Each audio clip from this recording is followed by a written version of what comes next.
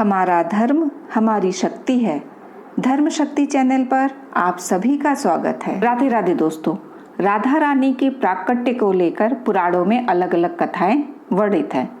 एक कथा के अनुसार राधा जी ब्रह्मा जी के कमंडल से उत्पन्न हुई थी। उन्हें दिव्य शक्तियों से युक्त देखकर वृषभानु और माया नामक दंपति ने गोद ले लिया था। दूसरी कथा के अनुसार भगवान विष्णु के अंश से राधा जी की उत्पत्ति हुई और कृष्ण के अंश से कृष्ण जी का अवतार हुआ। हर कथा राधा और कृष्ण के अटूट प्रेम और दिव्य संबंध को दर्शाती है।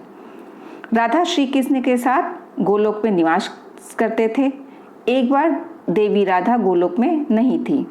उस समय श्री कृष्ण अपनी एक सखी विराजा के साथ गोलोक में विहार कर रहे थे।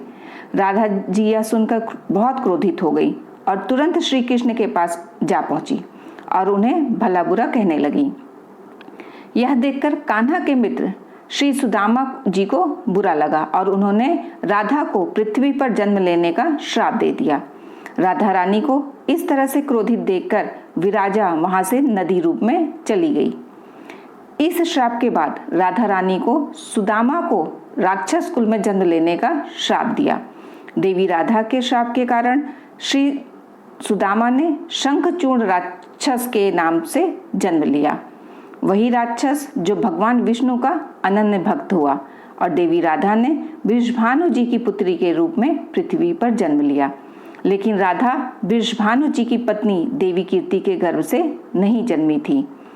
जब श्री दामा और राधा ने एक दूसरे को श्राप दिया, तब श्री कृष्ण ने राधा रानी से कहा कि आपको पृथ्वी पर देवी कीर्ति और वृषभानु जी की पुत्री के रूप में रहना है। वहां आपका विवाह रयाण नामक एक वैश्य से होगा। रयाण मेरा ही अंशावतार होगा और पृथ्वी पर भी आप मेरी प्रिया बनकर रहेंगी। उस रूप में हमें विछोह का दर्द सहना होगा। अब आप पृथ्वी पर जन्म लेने की तैयारी करें। सांसारिक दृष्टि में देवी कीर्ति गर्भवती हुई और उन्हें प्रसव भी हुआ। लेकिन देवी कीर्ति के गर्भ में योग माया की प्रेरणा से वायु का प्रवेश हुआ और उन्होंने वायु को ही जन्म दिया। जब वह प्रसव पीड़ा से गुजर रही थी, उसी समय वहां देवी राधा कन्या के रूप में प्रकट हो गई। राधा अष्टमी व्रत का हमारे जीवन में बहुत महत्व है।